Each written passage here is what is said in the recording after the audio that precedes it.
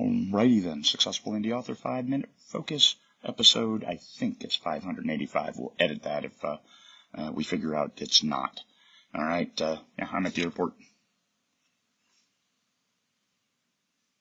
Stanley's at home all snoozing, and I'm here way early. As you saw, there's not a whole lot of people around. So I'm standing at the counter and talking to you guys. So, new author considerations. What are we talking about with new author considerations? Most importantly, why did you start writing? This is going to be the foundation for your entire career. Why did you start writing? Why do you keep writing? Why do you write? These are important because it's the foundation. It is what keeps you going when times get tough, because there's going to be cycles. There's going to be good times. There's going to be bad times. Why do you write? Always be able to embrace that, return to that as the stepping stone from which all else follows. Next is, what do you want? What do you want out of a writing career? Is it just writing stories that you never show anybody? That's great. Just understand why. Why are you writing? What do you want? You got to want something, because it takes an incredible amount of time to write stories. Next is, what do you like to read? Writers are readers first. You read something and you thought, maybe I could tell a different story, or you saw something out in the world and you thought, hey, that deserves to be its own story. Everybody needs to see that and hear that. So what do you like to read? And then, what do you like to write?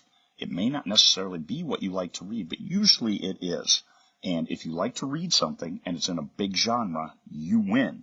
And then you like to write in that same genre, that's a huge, huge win, because then you know the tropes, you're comfortable with the flow. All of it is good stuff that helps you for what you like to write.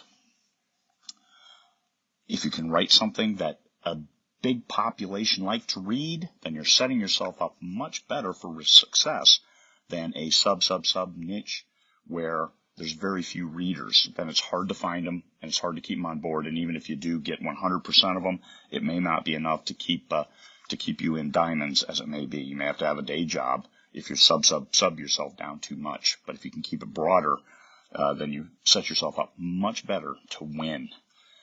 Now, the hard question is, what will make you stop writing? What is it going to take for you to stop writing? Is it going to be your books aren't well received? Is it going to be your family making fun of you for writing? What is going to be the reason for what makes you stop writing?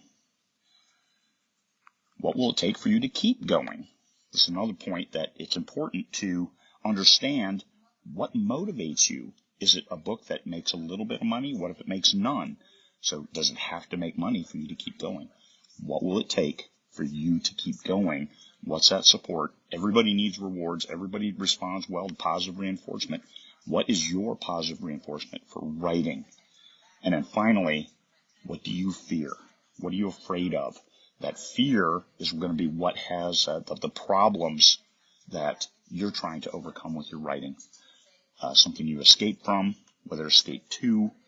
What do you fear? Is it being belittled? Then use a pen name. I mean, there's certain ways to get around your fears when it comes to self-publishing. So understand, what do you fear? Tie that back into, why do you write? And together, those two things alone will lead you on the best path toward a great career in self-publishing. All right? Peace, fellow humans. Coming to you live from Fairbanks International Airport on my way to Vegas.